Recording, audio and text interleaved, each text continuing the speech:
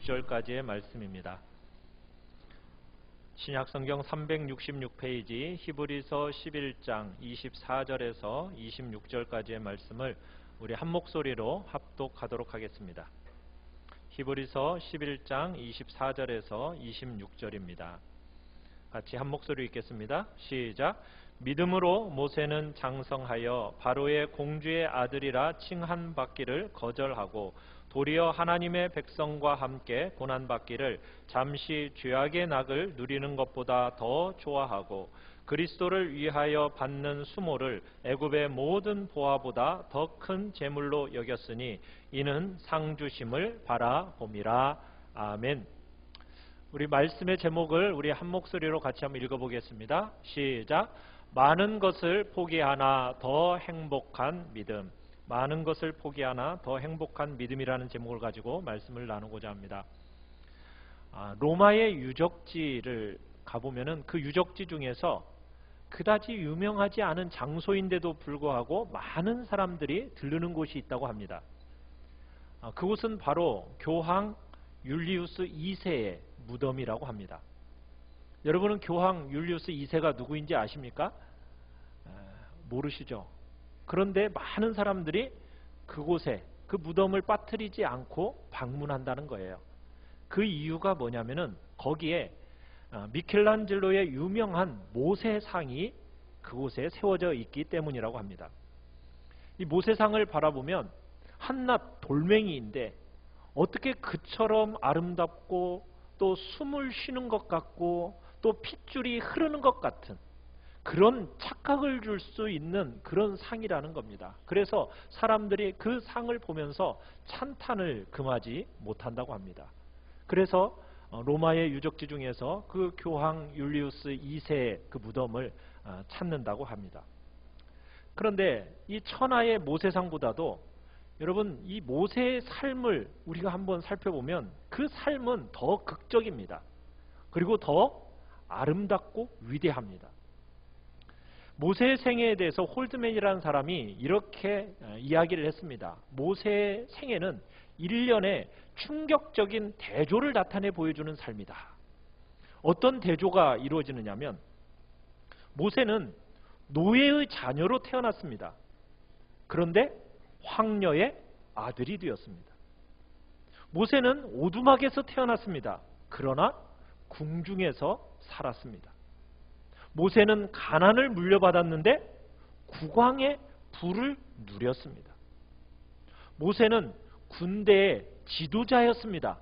그런데 양떼를 지키는 목동이 되었습니다. 모세는 궁정에서 교육을 받았는데 광야에서 거하게 됩니다. 모세는 애굽의 지혜를 가졌는데 하나님을 어린아이와 같이 신뢰하는 믿음을 가진 자였습니다. 모세는 도시 생활에 익숙한 사람이었습니다. 그러나 광야에서 방황하는 유랑자가 되었습니다. 모세는 한 손에 목자의 지팡이를 가진 것밖에 없었는데 무한한 능력을 행사하는 자가 되었습니다. 모세는 느보산에 올라가서 그처럼 그리던 가나안을 바라보면서 한을 품고 돌아갔습니다. 그런데 그 후에 예수 그리스도께서 이 땅에 오셔서 함께 이스라엘 한복판 변화산에서 예수 그리스도의 대속의 십자가를 의논한 사람이 되었습니다. 모세의 장래는 아무도 거들떠보지 않았습니다. 혼자 그렇게 죽었어요.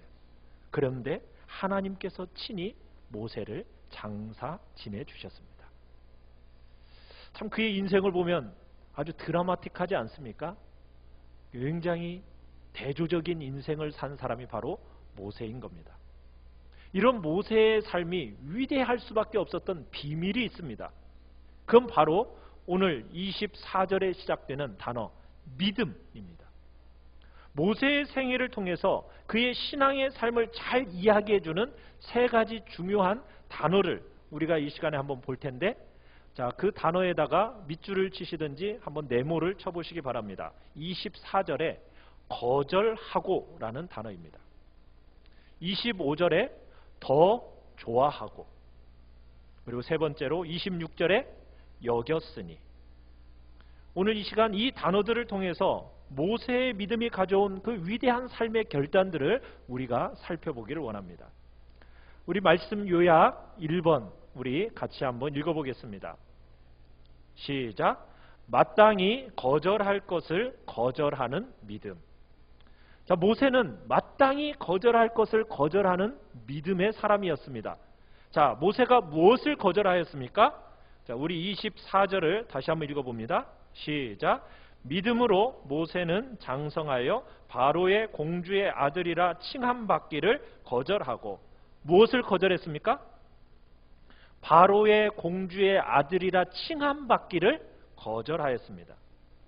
바로의 공주의 아들이라 칭함받기를 거절했다. 여러분, 이게 무슨 뜻일까요? 모세는 애굽에서 놀라운 신분과 지위를 가진 사람이었는데 그 놀라운 신분과 지위를 거절하고 포기했다는 얘기입니다. 역사 속에서 이 모세의 양어머니인 바로 공주는 누구냐면 하셉수트라는 사람입니다. 이 하셉수트는 그 당시 정실 부인에게서 태어난 유일한 딸이었습니다. 원래 아들 3명이 태어났었는데 그 아들 3명이 일찍 죽고 이 딸 하나만 남게 됩니다. 그래서 이 하셉수트는 어떻게 보면 유일한 법적인 상속녀가 된 겁니다. 그런데 여자라는 신분이기 때문에 직접 왕위에 오를 수가 없었어요. 그런데 그 당시에는 왕족 사이의 근친 결혼을 이렇게 하는 일반적인 시대였어요. 그래서 이 하셉수트가 누구와 결혼을 하느냐면 자기 이복 동생과 결혼을 합니다. 그러면서 왕비가 돼요. 그런데 이 하셉수트가 자녀를 낳는데 아들을 못 낳아요. 결국에는 딸 하나만 낳게 됩니다. 그런데다가 남편은 일찍 죽게 돼요. 그러면서 이제 이 하셉수트 대신에 이제 다른 이복 아들이 있습니다. 자기의 배를 통해서가 아닌 다른 여인을 통해서 태어난 이 아들이 9살이 되면서 이 아이가 왕위에 오르게 돼요. 그러면서 이 하셉수트가 섭정을 합니다. 어린 아이를 세워놓고 자기가 나라를 다스리는데 22년 동안 다스리게 돼요. 그러면서 그 당시의 모든 권력은 이 하셉수트에게로 그 손에 주어지게 된 겁니다. 그 당시 이 하셉수트의 양아들로 받아들여진 사람이 누구라고요? 모세라고요. 어떻게 보면 모세는 원하기만 하면 이 하셉수트를 설득해서 이 애굽의 왕의 자리까지도 오를 수 있는 위치에 있었던 사람이 바로 모세입니다. 어떻게 보면 모세에게 있어서 절호의 기회였던 거죠. 요세푸스의 사기에 의하면 이 모세는 에디오피아 전쟁에서 그 에디오피아를 정복한 전승 장군으로 기록이 되어지고 있습니다. 그만큼 모세는 뛰어난 전략가요 위대한 장군으로 그 당시에 인정받고 있었다는 거예요. 그런데 이 모세가 오늘 본문에서처럼 바로의 공주의 아들이라 칭함받기를 거절했다는 겁니다. 자기에게 주어진 모든 높은 권력을 버렸다는 얘기입니다. 바로의 공주의 아들이라 칭함받기를 거절했다는 얘기는 애굽에 있는 모든 부요를 버렸다는 얘기예요. 평생 걱정 안 해도 되는 자리, 부요를 몸 전체로 누릴 수 있는 그런 자리를 버렸다는 겁니다. 그 좋은 환경 거절했다는 거예요. 애굽 황실의 그 호사스러움, 편안함, 안락함, 그 모든 좋은 환경 다 거절하고 도리어 모세는 유리방황하는 방랑자, 도망자의 삶을 선택한 겁니다. 모세가 공주의 아들로 있다고 해서 여러분 다른 사람들이 비난할 사람이 있습니까? 없습니까? 아무도 없습니다.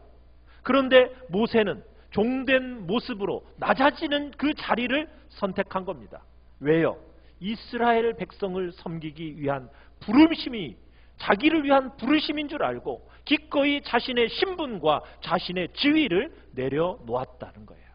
그 길을 택한 겁니다. 사랑하는 성도 여러분, 선택이라는 것은 어떻게 보면 우리의 신앙의 현주소를 알 수 있게 해주는 척도가 되는 겁니다. 내가 무엇을 선택하느냐가 우리의 신앙이 어떠한지를 보여주는 거예요. 모세는 어떻게 보면 잘되고 높아짐을 선택하는 그 세상의 흐름 속에서 낮아지고 종드는 자리를 선택했습니다. 세상은 모두 다 높아져야 한다라고 가르칩니다. 그런데 우리 성도들은 어떤 사람들입니까? 우리 모두 다 각자에게 하나님의 부르심이 있다라는 것을 아는 사람들입니다. 그래서 아무도 비난하지 않을 자리에 있으면서도 그 자리를 포기하고 낮아지고 종됨을 선택하는 사람, 그 사람이 믿음의 사람이요 성도입니다. 이게 믿음의 삶을 살아가는 데 있어서 굉장히 중요한 요소입니다. 우리는 높아져야만 하나님의 일꾼이 되는 게 아닙니다. 남들이 인정해야만 하나님의 일꾼이 되는 게 아닙니다. 여러분이 하나님 앞에서 신분과 지위를 내려놓을 때 여러분이 소유하고 비교할 수 없는 그 권능이 임한다는 사실을 믿으시길 바랍니다. 여러분, 세상은 가져야만 힘이 있다고 생각합니다. 그렇게 말을 합니다. 그러나 성경은 그렇게 얘기하지 않습니다. 주님 때문에 믿음으로 포기하고 믿음으로 내려놓을 때 그 내려놓는 그 자리에 하나님의 능력이 임하고 역사하는 힘이 생긴다고 성경은 이야기합니다. 그러기에 성도는 필요할 때 그 자신의 신분과 지위를 가차없이 내려놓을 수 있는 사람이 바로 성도라는 겁니다. 이 시대는 무한 경쟁으로 내몰리는 시대를 살고 있습니다. 그런데 그 시대 속에서 하나님 때문에, 예수 그리스도 때문에 나의 지위와 나의 신분을 내려놓을 줄 아는 그 믿음의 사람들이 우리 한누리 전원교회에서 많이 나올 수 있기를 바랍니다.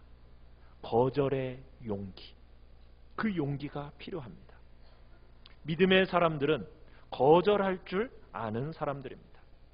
사랑하는 성도 여러분, 여러분은 예수 그리스도를 믿은 이후 예수 그리스도를 믿었다는 것 그 하나 때문에 여러분 거절해 본 것 혹시 있으십니까? 내가 할 수 있지만은 예수 그리스도 때문에 무엇을 안 했느냐는 겁니다. 선택의 기회가 주어졌어요. 그 선택의 기회가 주어졌을 때 하나님의 뜻을 좇아서 여러분이 뭔가를 버린 적이 있으십니까? 믿음은 아닌 것은 아니라고 말하는 겁니다. 믿음은 버릴 것을 버리는 용기를 갖게 해주는 거예요. 오늘 여러분의 삶에서 거절할 것을 거절하지 못하고 버려야 할 만한 할 것을 버리지 못하는 그런 일은 없는지 우리 한번 자신을 돌아보시기 바랍니다. 두 번째입니다. 같이 한번 읽어보겠습니다. 2번 시작. 선택해야 할 것을 선택하는 믿음. 자, 모세의 믿음은 거절하는 것으로 끝나지 않았습니다. 그 거절과 함께 결단하는 믿음, 선택하는 믿음이 있었습니다.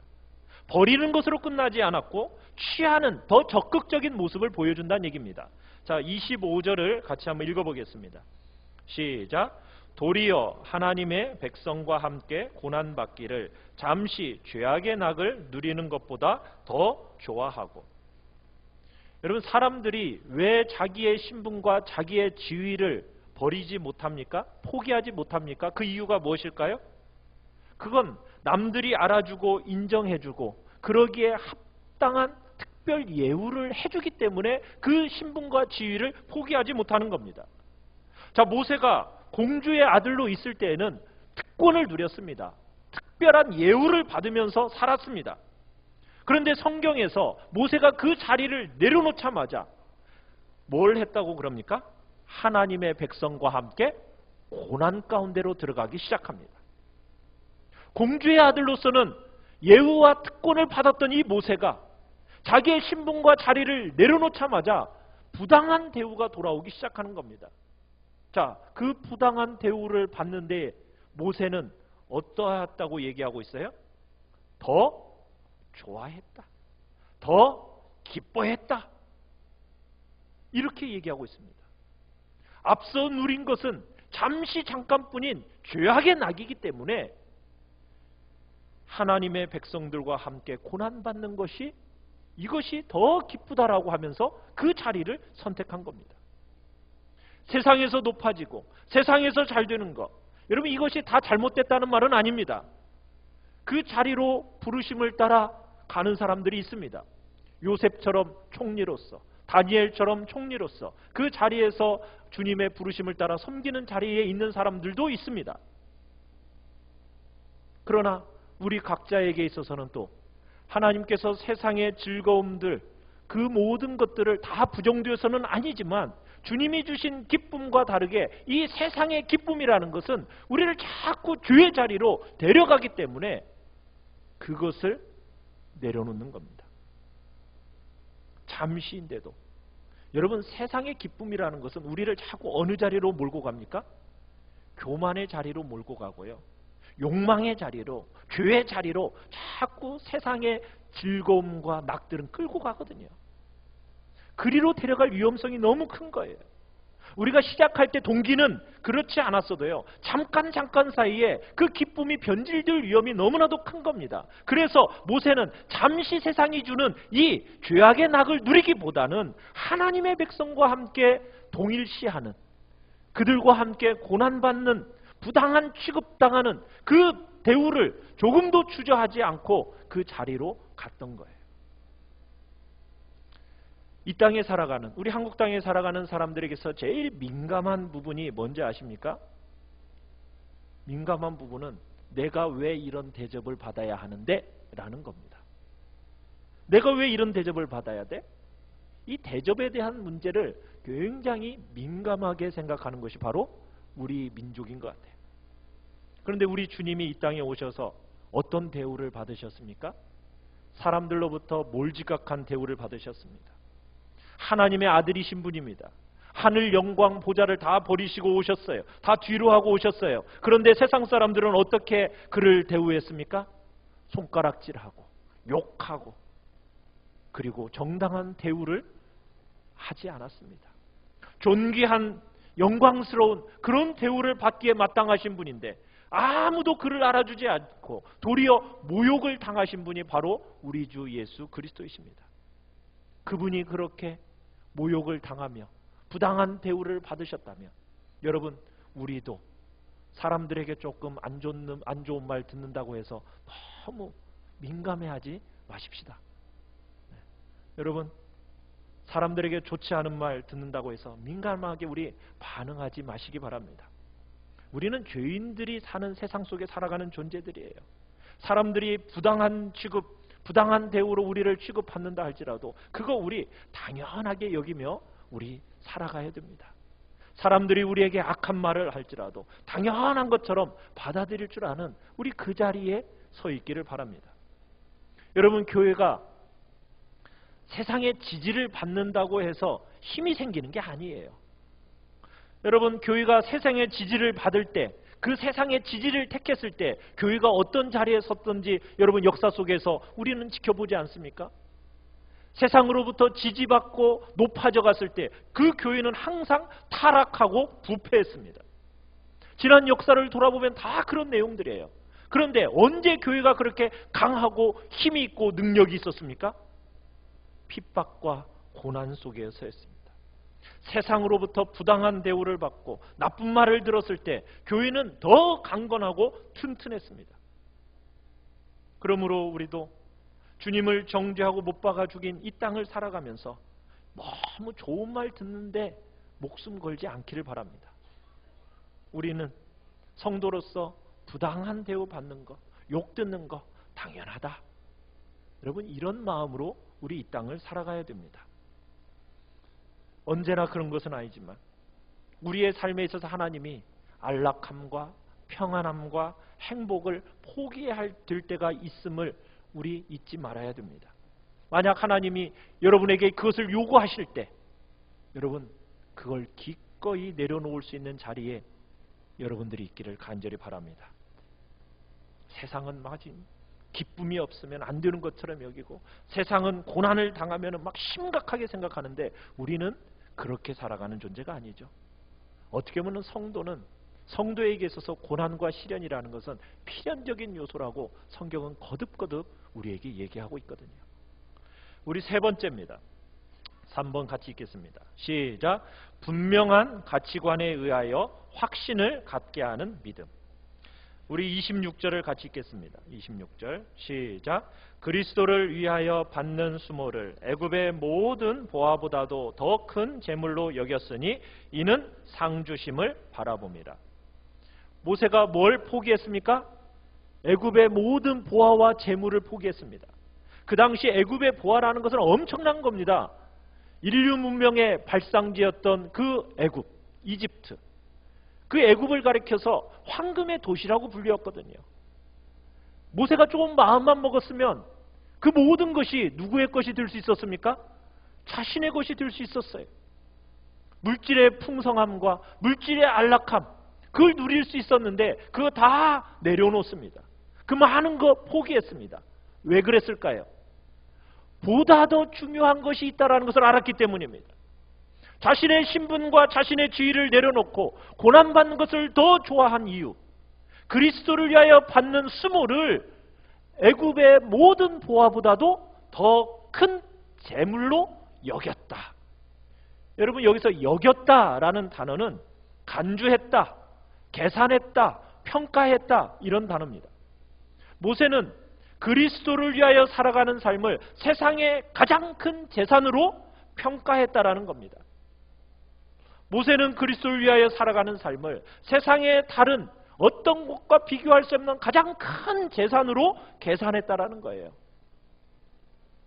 여러분, 이 사람은 어떻게 된 사람입니까? 이 시대 속에서 이렇게 한 가치관이 바뀌지 않은 사람들에게 이런 모습은 정말 황당무계한 이야기죠. 그렇지 않습니까? 모세는 가치관이 바뀌었던 거예요. 여러분의 보배는 무엇입니까?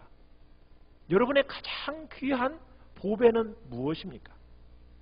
모세에게는 삶의 전환이 있었던 거예요.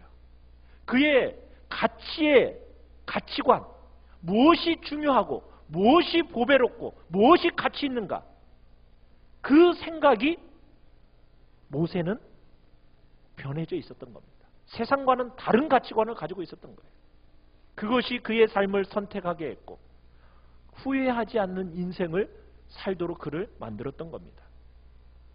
모세는 예수 그리스도를 위하는 것이라면 영광스러운 일도 그렇고 고통스러운 일, 수모당하는 일, 이 모든 것들이 이 세상에 수모를 당하는 그 일이 바로 이 세상의 어떤 보배와도 바꿀 수 없는 가장 보배롭다라고 여긴 것이 바로 모세의 가치관이었던 겁니다. 여러분에게서 성공은 어디에 있습니까? 무엇이 성공입니까? 이 땅에서 무엇이 가장 가치 있고 위대한 성공입니까? 예수 그리스도와 함께 있는 것이 성공입니까? 아니면 세상에서의 기쁨이 성공입니까? 모세는 이 영광을 든든하게 붙잡았습니다. 그러나 오늘날 이 시대를 살아가는 많은 교인들은 교회에 출석은 하지만은 가치관의 전환이 없습니다. 예수님을 주여 주여라고 부르기는 하지만 삶의 가치관이 달라지지가 않았습니다. 우리의 삶이 달라지지 않고 어떻게 세상을 향해서 메시지를 선포할 수 있겠습니까? 예수 그리스도가 진정 우리 속에 거하십니까? 그렇다면 우리의 가치관이 변해야 됩니다. 우리의 삶이 변해야 됩니다. 믿음 있는 성도들의 삶은 그러기에 마지못해서가 아닙니다. 해야 하니까 억지로 겨우겨우 하는 게 아닙니다. 뭐라고 얘기하고 있습니까? 그 선택을 기뻐하고 즐거워하고 행복해했다라고 얘기하고 있습니다. 그 길이 고난이요, 낮아짐이요, 버림인데 그 길을 선택하면서 그 심령에는 뭐가 있었다고요? 기뻐하고 즐거워했다라고 얘기하고 있습니다. 주님께서 이 땅에 오셔서 비유로 가르쳐 주신 비유가 있죠. 한 농부가 밭에 감추인 보화를 발견했습니다. 그 보화를 발견하고 나서 즐거워서 집으로 돌아갔어요. 그리고는 어떻게 하죠? 자기의 소유를 다 팔아서 그 밭을 샀습니다. 그 농부는 무엇이 중요한지, 무엇이 진짜 보물인지를 알았던 거예요. 그러니까 자기의 모든 소유를 다 팔아 그 보물을 샀던 거거든요.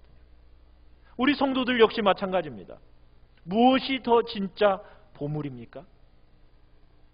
무엇이 진짜 보물인 줄 아는 사람은 기꺼이 포기하고 낮아지는 겁니다. 물론 예수 믿는다고 해서 축복 받지 않는다는 그 얘기가 아닙니다. 여러분, 축복 받습니다. 높은 자리에도 올라갑니다. 풍성함을 하나님이 허락하십니다. 그러나 최상의 삶이 무엇이냐는 얘기예요. 믿음으로 사는 사람들은 예수 그리스도 그분을 섬기고 그분께 영광을 돌리기 위해서 어떤 대가라도 지불하는 사람이 바로 진정한 믿음의 사람이라는 겁니다. 모세의 가치관이 바뀐 배후에 무엇이 있었기에, 그가 무엇을 바라보았기에 이런 결단을 했던 것일까요? 우리 26절 마지막에 이는 하고 이야기합니다. 뭘 바라봤다고 얘기합니까? 상주심을 바라봅니다. 모세는 최후의 결론, 그리스도를 위하여 고난을 기꺼이 받고 낮아진 것에 대해서 뭘 바라봤다고요? 그가 상주심을 바라봤다는 얘기입니다. 여러분, 인류, 우리 인생의 최후의 평가자는 누구입니까? 하나님이시라는 얘기입니다. 그분의 마지막 평가가 내 인생 전체의 모든 것이 된다는 얘기예요. 사람들로부터 너무 인정과 평가에 목매지 마십시오. 사람들의 평가에 내 인생을 맡기려고 해서는 안 됩니다. 성경은 얘기합니다. 마지막 평가자의 그 평가가 중요하다고. 하나님의 평가, 그 평가에 의해서 우리의 상이 결정되는 겁니다. 여러분들이 주님을 위해서 버리셨습니까? 여러분, 그것은 상실이 아닙니다.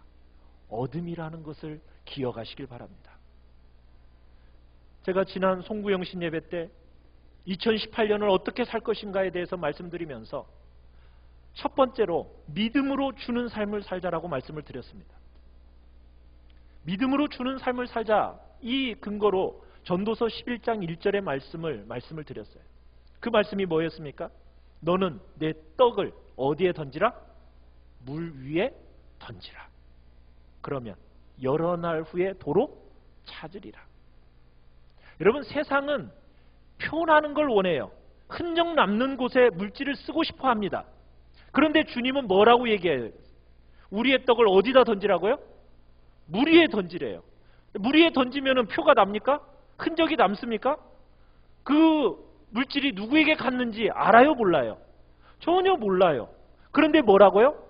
물 위에 던지래요. 그런데 뭐라고 얘기하고 있어요? 때가 되면 도로 찾을 거래요. 무슨 얘기예요? 하나님은 우리를 다 보고 계신다는 거예요. 우리가 주님 때문에 낮아지고, 주님 때문에 버리고 포기하고, 주님 때문에 좁은 길을 선택하잖아요. 주님은 반드시 기억하시고 그것에 대한 보상을 반드시 해주실 거라는 것 얘기입니다. 여러분이 자그마한 수고, 그거 하나님 다 기억하고 계십니다. 하나하나 다 보고 계십니다. 여러분, 그 사실이 얼마나 우리에게 위로가 되고 감격과 영광이 됩니까? 그러기에 사랑하는 성도 여러분, 우리는 이 시간 결단해야 됩니다. 하나님 편에 설 것인가? 아니면 하나님의 반대편에 설 것인가? 하나님의 백성과 함께 있을 것인가? 아니면 하나님의 백성을 떠난 자리에 있을 것인가? 여러분, 결단하는 데서 가장 중요한 게 뭘까요? 가치관의 전환입니다. 무엇이 중요하고 무엇이 가치 있는가? 예수 그리스도의 중심의 가치관을 여러분 소유하시길 바랍니다. 그 근거는 무엇입니까? 상 주시는 그 분을 바라보기 때문입니다. 이 모든 결론, 처음 얘기했던 것처럼 24절 첫 단어 믿음으로입니다. 믿음으로. 믿음이라는 것이 우리가 바라보는 그 인생의 종착역을 다르게 만들어 놓습니다. 이 믿음이라는 것이 우리의 가치관을 바꿔 놓는 거예요. 이 믿음이라는 것이 우리로 하여금 어느 편에 서야 할 것인가, 어느 것이 더 좋은 자리인가, 그 누구와 함께 살아야 할 것인가를 결정하게 되는 겁니다. 사랑하는 성도 여러분, 여러분에게 그 믿음이 있으십니까? 믿음으로 모세는 거절했습니다. 믿음으로 모세는 더 좋은 편을 선택했습니다. 믿음으로 모세는 진정한 보화를 붙잡았습니다. 믿음으로 모세는 살아계신 하나님의 평가 앞에 그 생애를 맡겼습니다. 여러분의 서야 할 자리가 어디인가요? 여러분의 가치관은 바뀌어 있나요? 여러분의 인생의 마지막 평가자이신 하나님 앞에 여러분은 서 계십니까?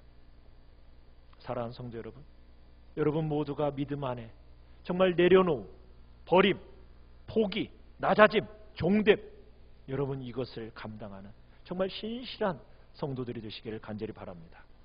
그것에 대해서 하나님이 하나하나 다 기억하십니다. 그리고 하늘의 모든 좋은 것들로 여러분들에게 상을 준비해 놓고 계심을 믿으시기 바랍니다. 그로 말미암아 하나님의 풍성한 은혜를 올 한 해 또 주님 안에서 여러분의 일생에 누리며 살아가는 복된 자리에 있기를 간절히 축원합니다. 우리 같이 찬양하며 나아갑시다. 여러분의 삶에 있어서